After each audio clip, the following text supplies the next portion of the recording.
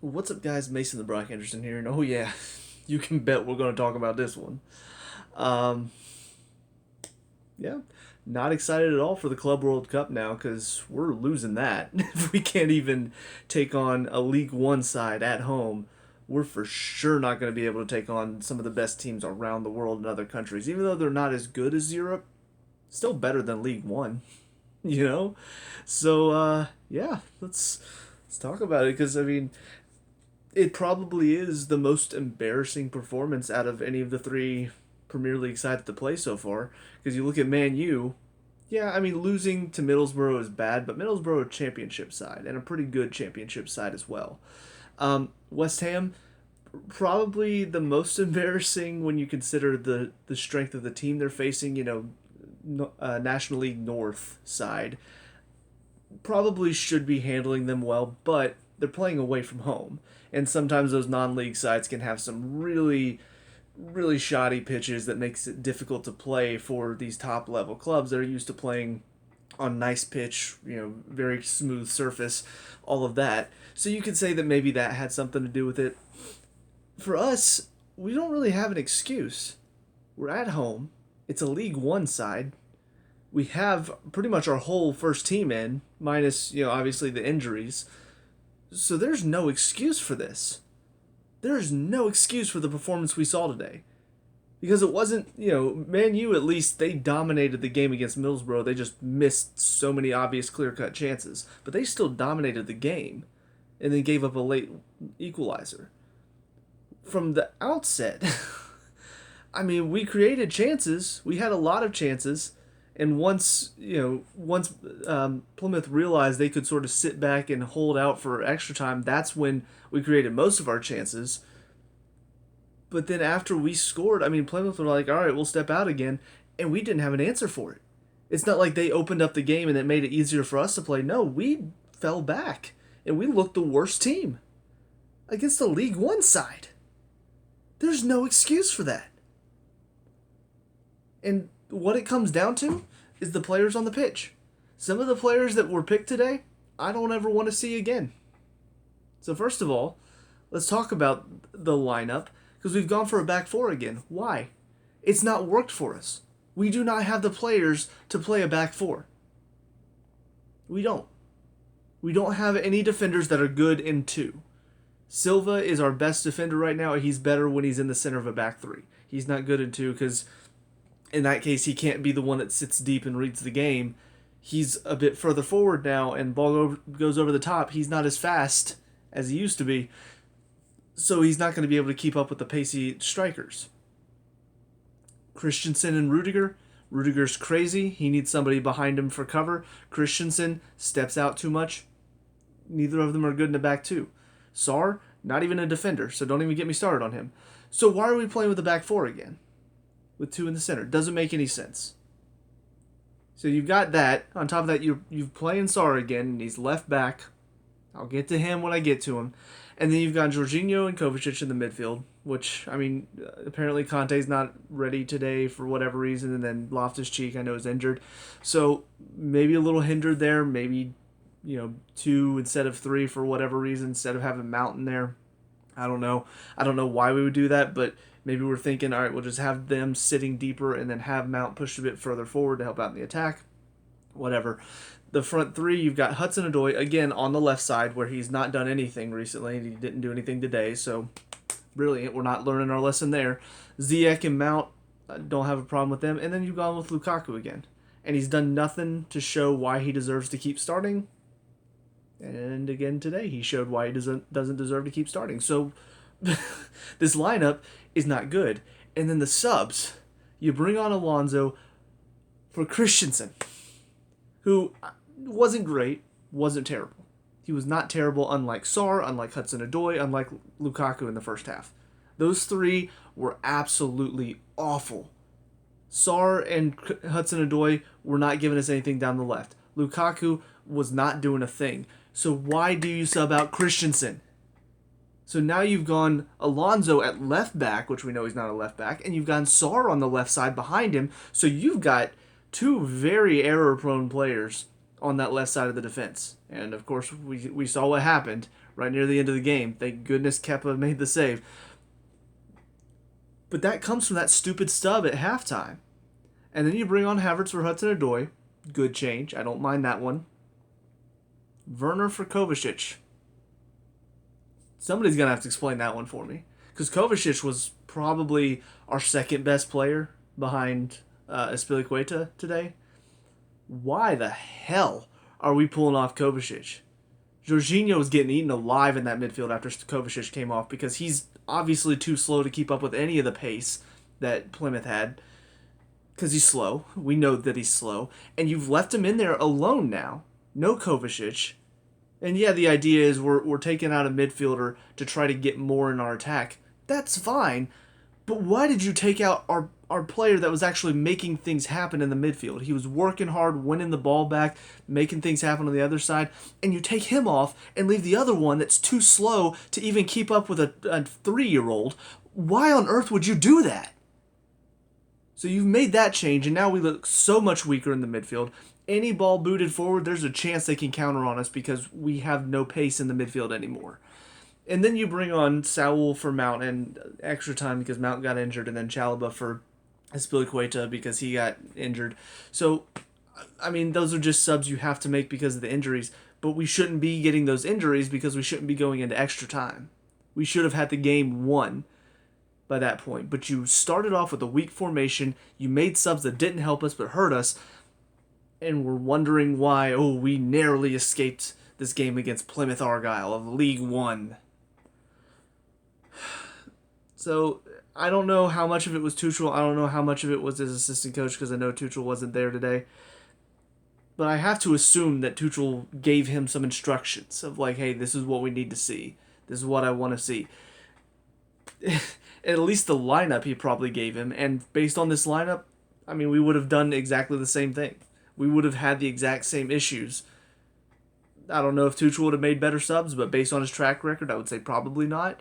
So, yeah, just a bunch of stupid decisions from the coaching staff today to set up our team in the worst possible way and give Plymouth as much of a chance as possible. And, I mean, we got a ref that wants to give them every single flop but doesn't want to give us whenever Havertz has his arm pulled back. I mean, that's just a recipe for an upset.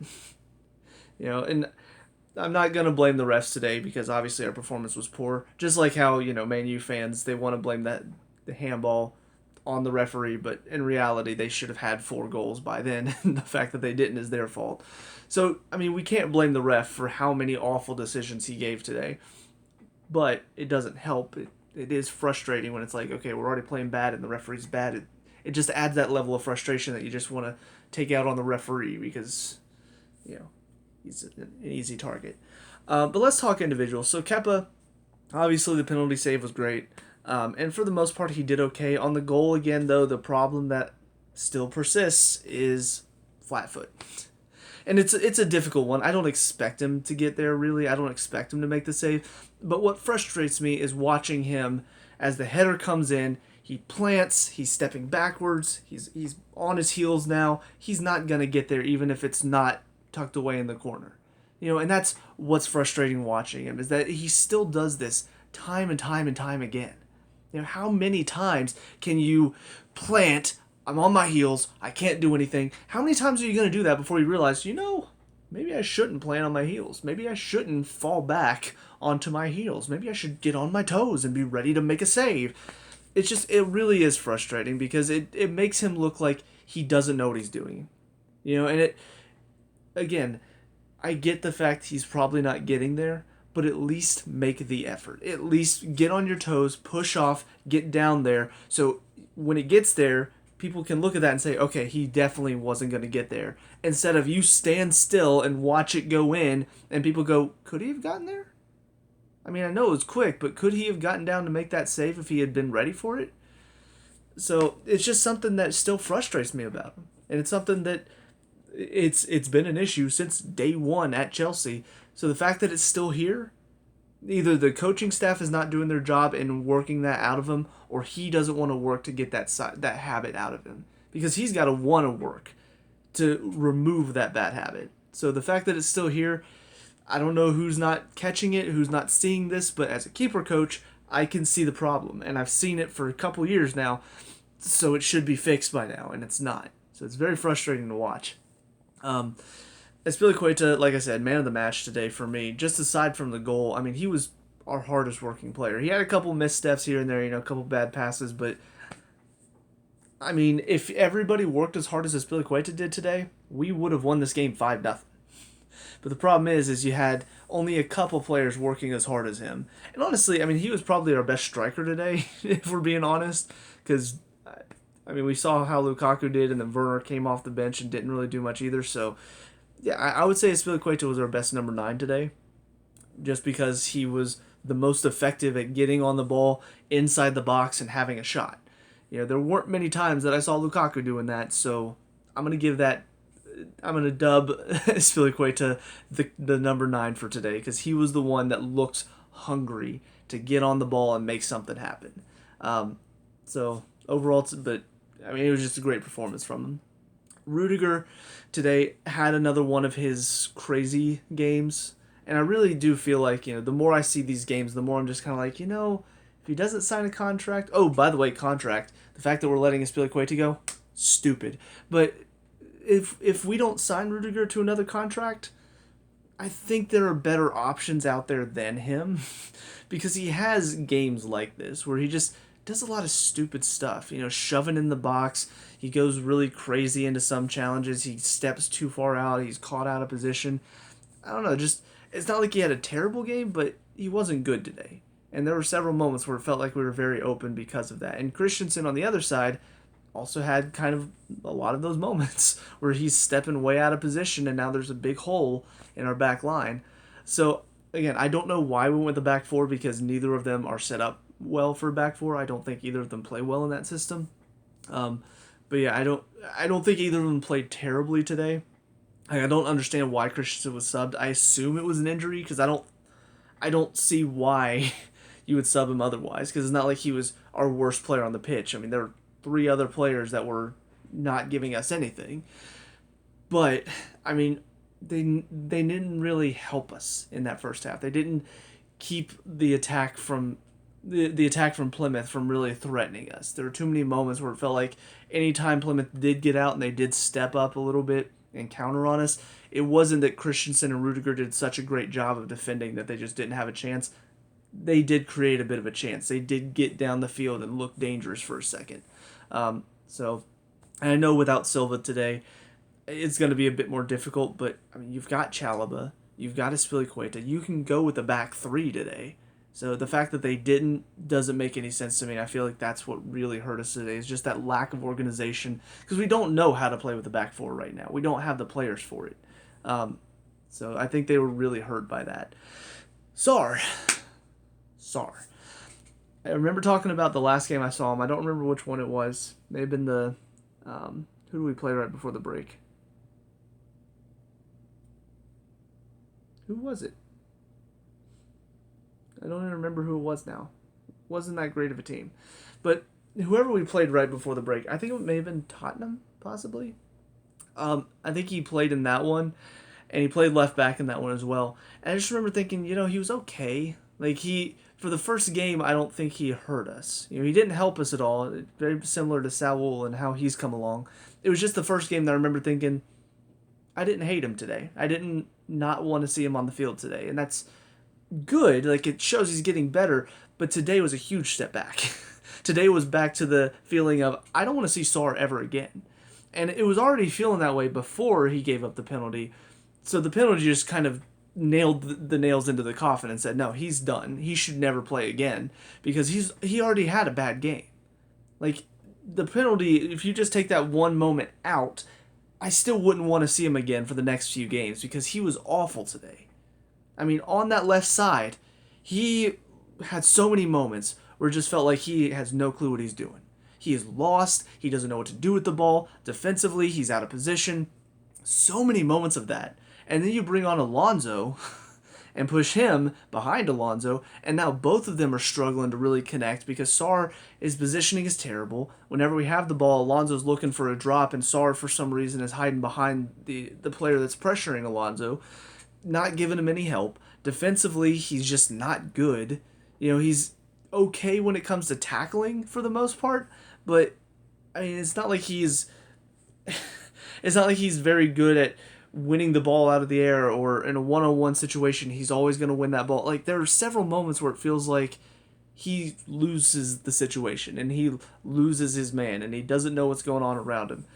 And then again, you add on that penalty at the end, the terrible giveaway, just no reason for it, just lazy pass, gives the ball away, and then he goes back and makes it even worse by coming in and just wildly challenging when all he had to do was just get behind the ball. Which honestly, it's not the first time that this has happened, because if you flash back to our last FA Cup round, we're facing Chesterfield, he gets beat in behind, and instead of helping like track back and cover the guys while who was it, Baker goes across to meet the ball, instead of coming back and doing his job to help cover, he comes from behind the guy, and he's not helping there.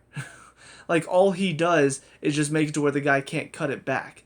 But that doesn't matter because the guy essentially has a shot and it deflects to another player that Sarr could have come back and covered. But again, he doesn't know what he's doing. He doesn't know how to defend. So his first thought isn't, oh, I'm going to come back and help cover just in case this ball gets through. I can help cover and cover one of these two guys. His first thought is, I got to go win the ball. I got to go get that ball. Ball. And he makes a stupid mistake. And one leads to a goal. This today led to a penalty. Thankfully, Kepa saved it. But it doesn't make up for the fact that he doesn't know what he's doing.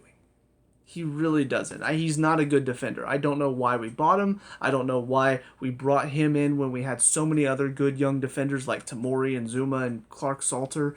Like, so many defenders that are doing well. Honestly, why isn't Lewis Hall getting a look in today?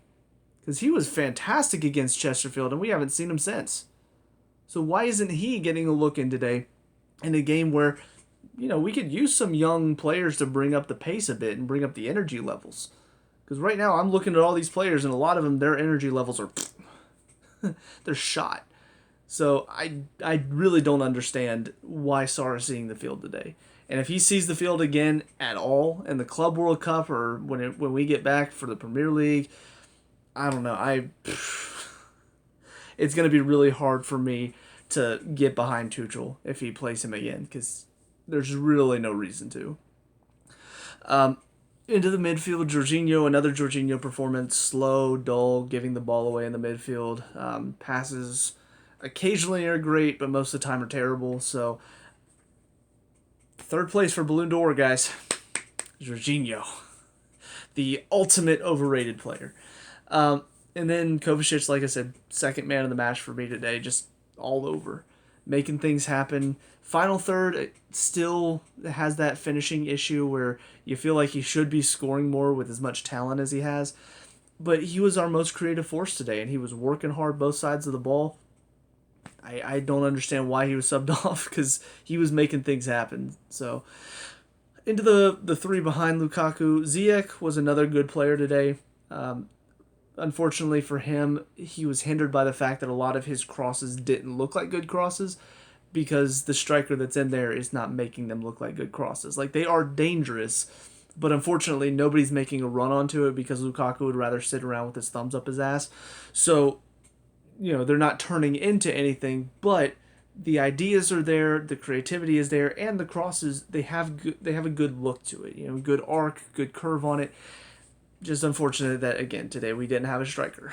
So, but yeah, I really appreciated his work today. Little dumb to give up that free kick that led to the goal. I thought it was a little naive challenge, but at the same time, it wasn't that much of a challenge, and the referee was given a lot of those for them today.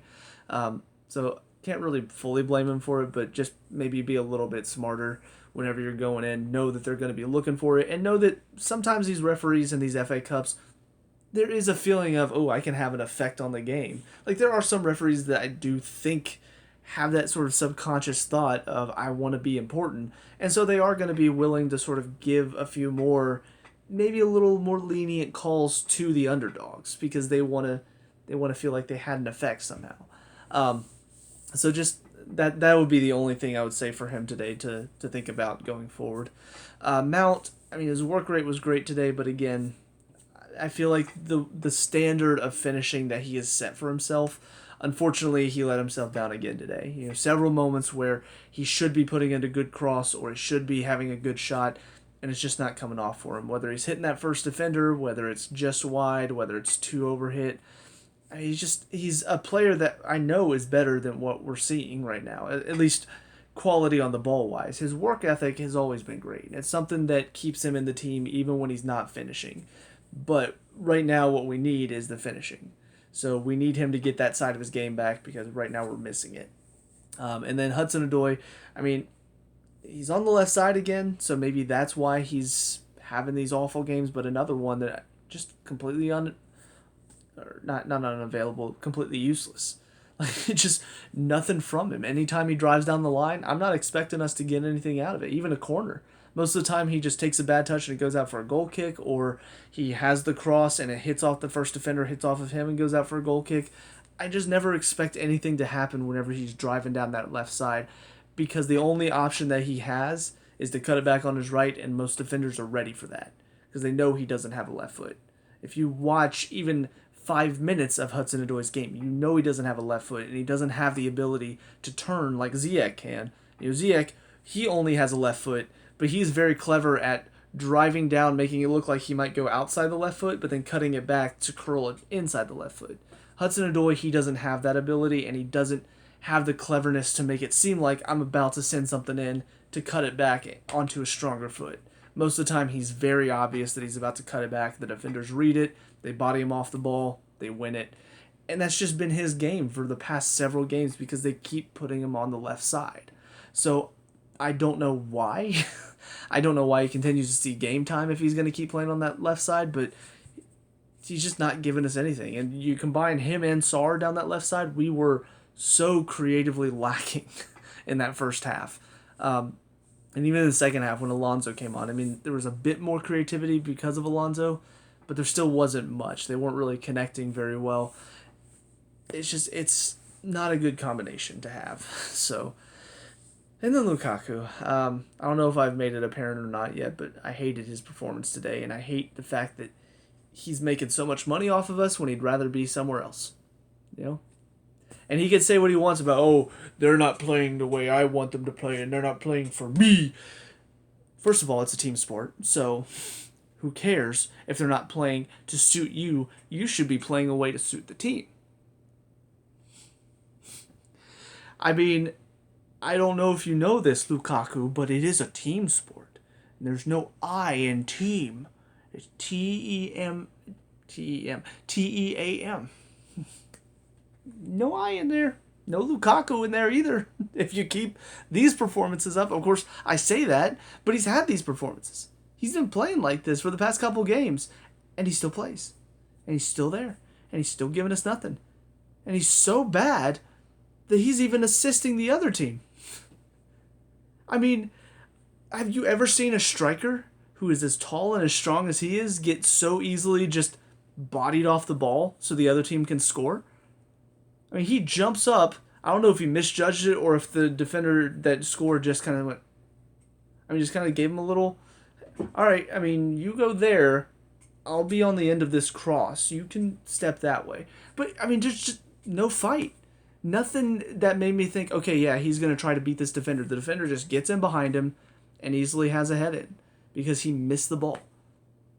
And then I think he won 1 or 2 headers throughout the rest of the game, and we sent in crosses. It's not like we weren't sending in crosses today, and that's really the point I want to drive in, is that there's this idea that, we're not really sending in crosses, which is normally what Lukaku likes. We sent them in today. He missed and got beat to so many crosses today. So if that's the argument that wants to be made, if that's the argument that he wants to say is, they're not playing for me, we did today, and you didn't do a thing. You didn't give us a thing. The defenders just made you look like a fool all game because we kept crossing it in, and they kept saying, all right, easy win, head it away. If you want crosses, if you want people to send it into you, then you got to do something with it. Because if you're not going to, then we're not going to want to cross it into you because all that's going to happen is clearance header and they're back at us. And what's worse is outside of the headers, There's just no movement from him at all. I don't even remember who it was now. I think it was Kovacic had a shot. The keeper spills it. Lukaku's within 5 yards on his heels. Kovacic has that shot. Your first thought is, I wonder if I can maybe step across, maybe get in the keeper's way, cause a little bit of issue. And then when the keeper spills it, you're there. Tap in. Goal. Easy does it. But instead, standing, watching, ball spilled. Oh, God, I could have gotten there. If only I was ready. And it happened several times. Ziyech sent in a brilliant cross.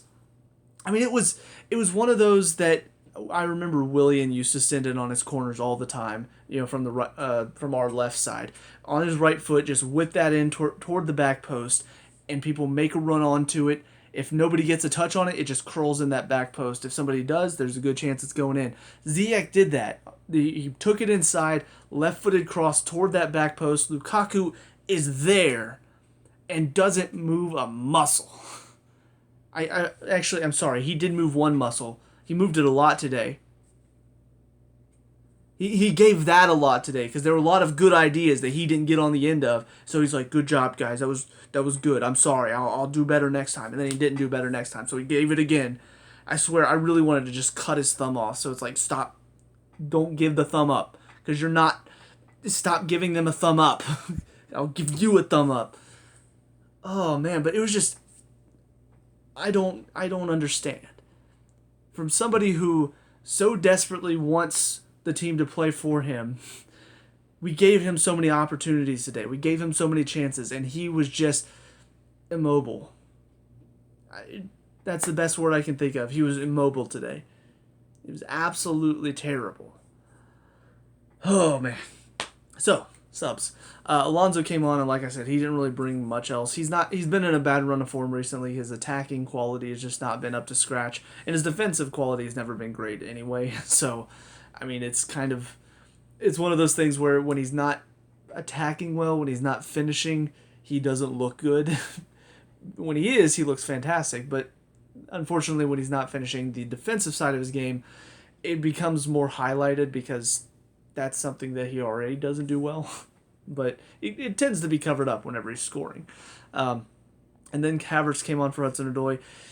Did okay, had some good moments here and there, but not anything special. Didn't really change the game for us. Same thing for Werner, came on, gave us a bit more pace up top and worked a bit harder for the front three.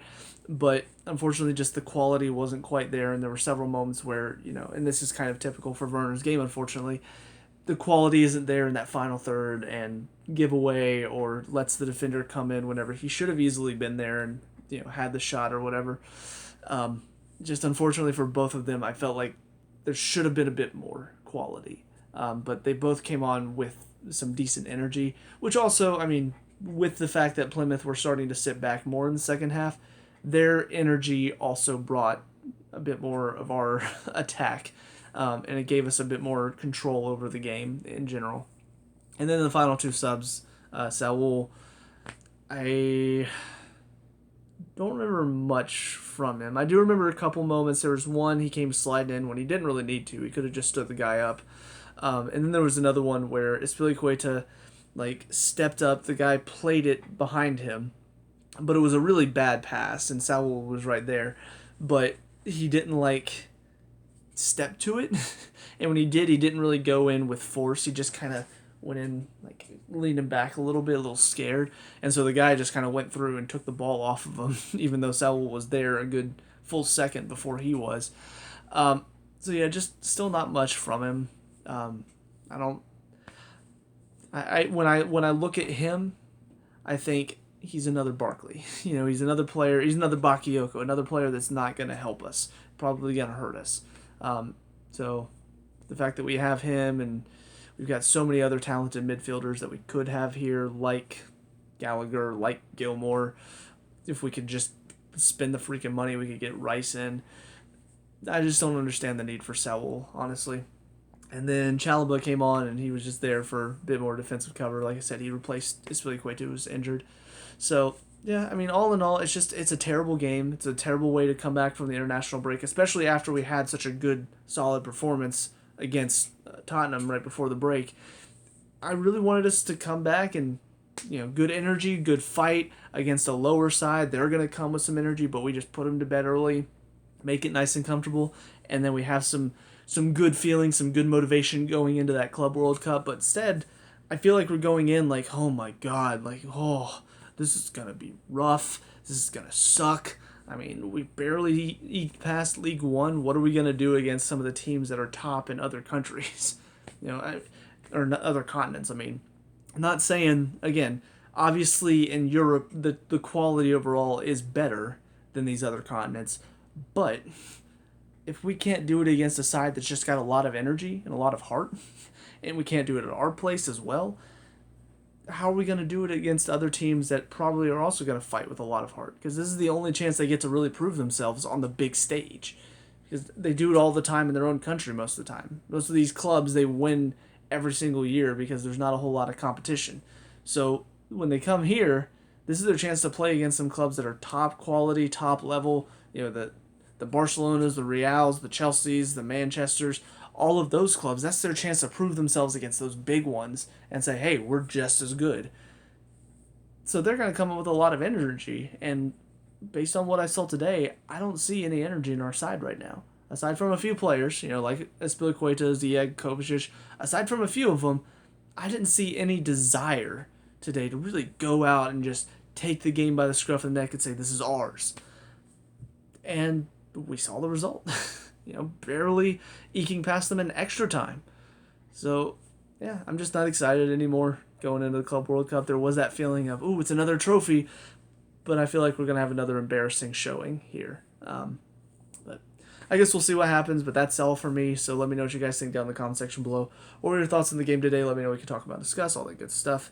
Leave a like and subscribe for future Chelsea reviews, and I'll see you guys in the next one. Peace out.